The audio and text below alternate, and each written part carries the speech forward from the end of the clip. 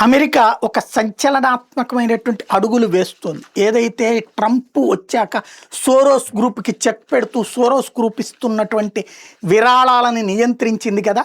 దాంతో అనేక ఇబ్బందులు ఎదురవుతున్నాయి కదా!